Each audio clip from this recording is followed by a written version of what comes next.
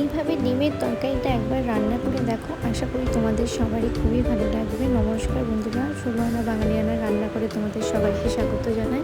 তো প্রথমে আমি দেখতেই পাচ্ছ ডিমগুলো সেদ্ধ করে নিয়েছি। এদিকে কিছু মশলা আমি বেটে নিয়েছি, একটু পেঁয়াজ বেটে নিয়েছি আর একটু আদা রসুন, তাতে একটি কাঁচা লঙ্কা বেটে নিয়েছি এবং দেখতেই পাচ্ছ ডিমগুলো সেদ্ধ হয়ে গেছে। তো এগুলোকে মাঝখান দিয়ে হাফ হাফ করে নিচ্ছি।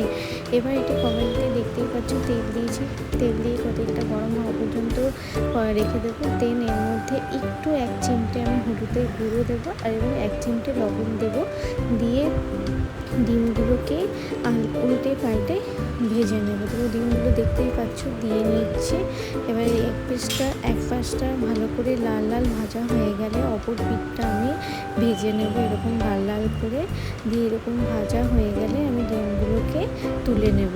তো দেখতেই পাচ্ছ এদিকে একটা পিঠটা খুব সুন্দর লালভাবে ভাজা হয়ে গেছে এবং অপর পিঠটাও লালভাবে ভাজা করে আমি দেখো ডিমগুলোকে এবার তুলে নিচ্ছি। এবার ডিমগুলো তুলে নেওয়ার পর এর মধ্যে আমি ফোড়নে ইউজ করবো একটু জিরে এবং যে পেঁয়াজটা আমি গ্রেট করে রেখেছি সেই পেঁয়াজটা আমি দিয়ে দেবো। দিয়ে এবার পেঁয়াজটা একটু ভেজে নেব যতক্ষণ না গোল্ডেন ব্রাউন কালার হচ্ছে এবং পেঁয়াজের কাঁচা গন্ধটা চলে যাচ্ছে। আর পেঁয়াজটা দেখো ভাজা হয়ে গেছে। এখানে যে আদা রসুনের পেস্টটা আমি বানিয়ে রেখেছিলাম সেই আদা রসুনের পেস্টটাও তো এর মধ্যে অ্যাড করে দেবো। এইভাবে একবার ডিমের তরকারি বানিয়ে দেখো, আশা করি তোমাদের সবারই খুবই ভালো লাগবে।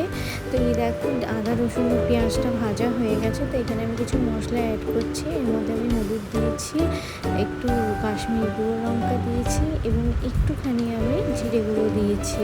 তো এবার মশলাটাকে দেখো আমি ভালো করে ভেজে নিচ্ছি। ভেজে নেওয়ার পর এর মধ্যে আমি এক কারি মশলা অ্যাড করেছি সানরাইজে। তোমরা যদি না চাও সেটা স্কিপ করতে পারো। আমি এখানে এক কারি মশলাটা অ্যাড করেছি। এবার একটু জল দিয়ে মশলাটাকে লাল লালভাবে ভেজে নেব।